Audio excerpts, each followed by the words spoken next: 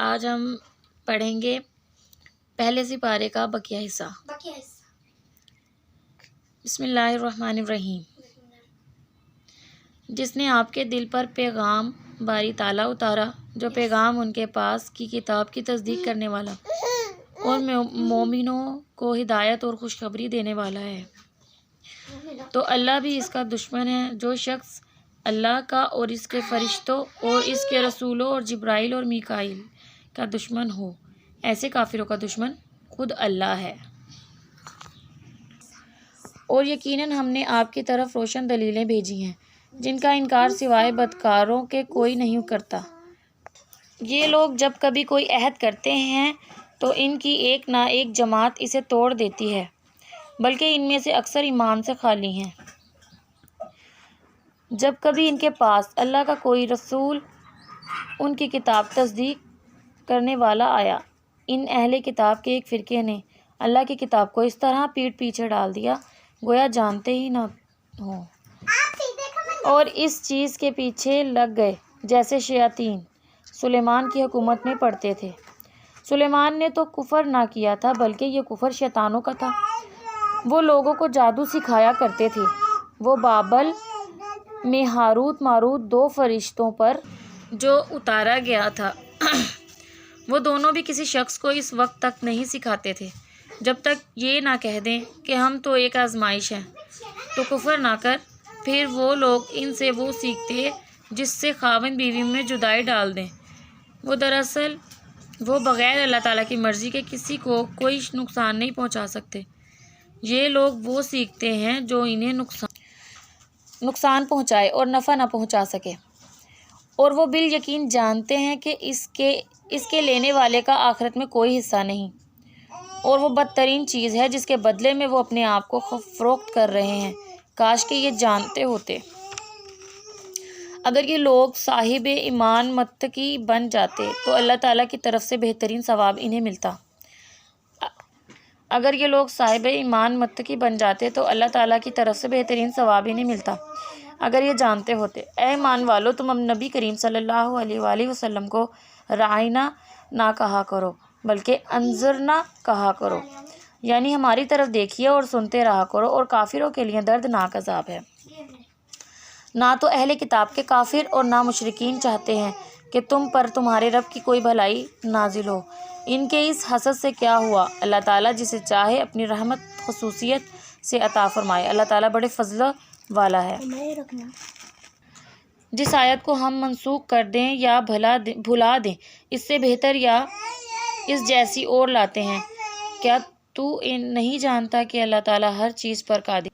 کیا تجھے علم نہیں کہ زمین و آسمان کا مالک اللہ ہی کے لیے ہے، اور اللہ کے سوا تمہارا کوئی ولی اور مددگار نہیں؟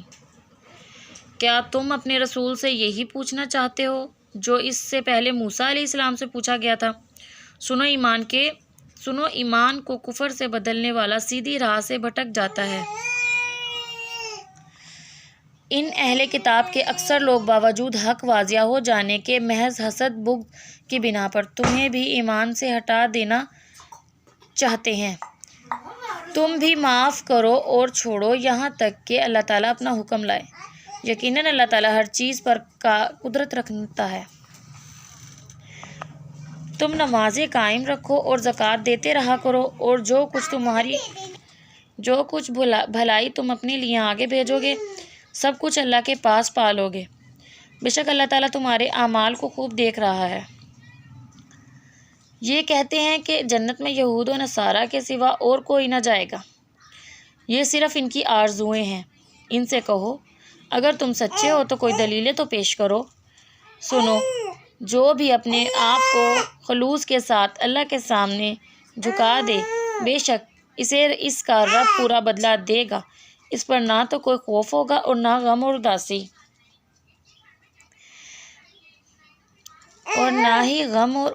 ہوگی۔ یہود کہتے ہیں کہ نصرانی حق پر نہیں، اور نصرانی کہتے ہیں کہ یہودی حق پر نہیں، حالانکہ یہ سب لوگ توریت پڑھتے ہیں۔ اسی طرح انہی جیسی بات بے علم بھی کہتے ہیں۔ قیامت کے دن اللہ ان کے اس اختلاف کا فیصلہ ان کے درمیان کر دے گا۔ اس شخص سے بڑھ کر ظالم کون ہے جو اللہ تعالیٰ کی مسجدوں میں اللہ تعالیٰ کے ذکر کیے جانے کو روکے اور ان کی بربادی کی کوشش کرے۔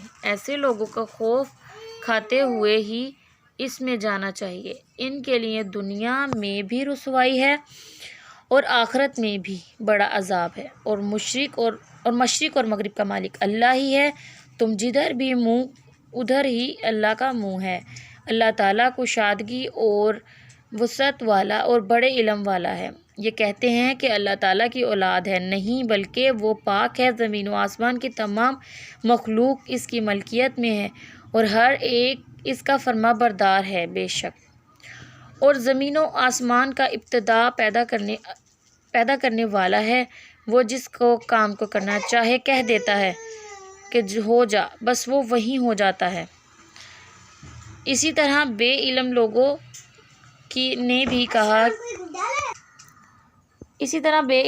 نے بھی کہا کہ خود اللہ تعالیٰ ہم سے باتیں کیوں نہیں کرتا، یا ہمارے پاس کوئی نشانی کیوں نہیں آتی۔ اسی طرح ایسی ہی بات ان کے اگلوں نے بھی کہی تھی، ان کے دل یکساں ہو گئے۔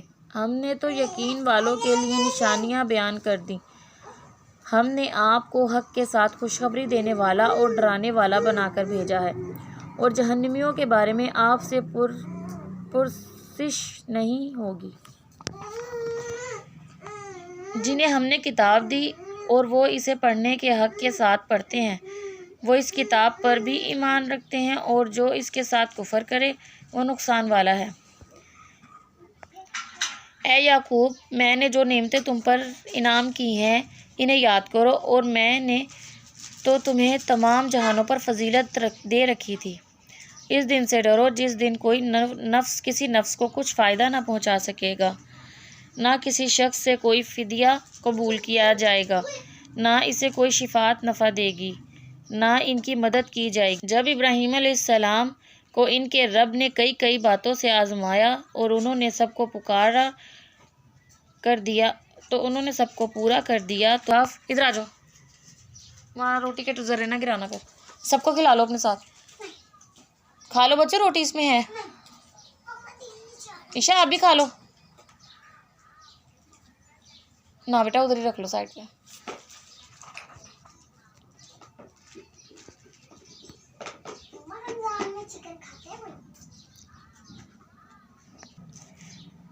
جب ابراہیم نے کہا اے پروردگار تو اس جگہ کو امن والا شہر بنا اور یہاں کے باشندوں کو جو اللہ تعالیٰ پر اور قیامت کے دن پر ایمان رکھنے والے ہیں پھلوں کی روزیاں دے۔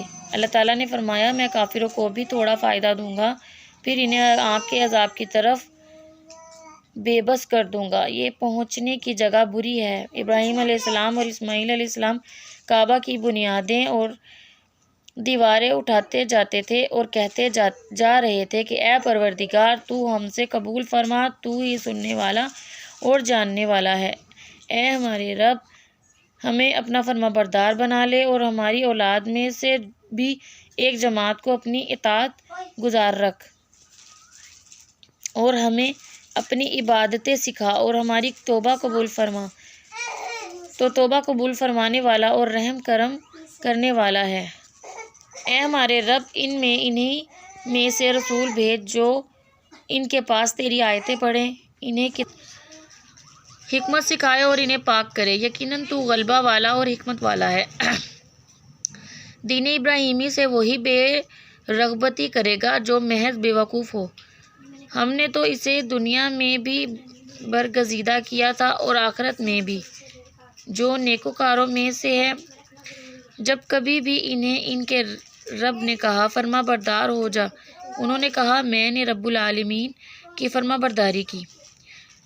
اسی کی وصیت ابراہیم اور یعقوب نے اپنی اولاد کو کی کہ ہمارے بچوں، اللہ تعالیٰ نے تمہارے لیے اس دین کو پسند فرما لیا ہے، خبردار تم مسلمان ہی مرنا۔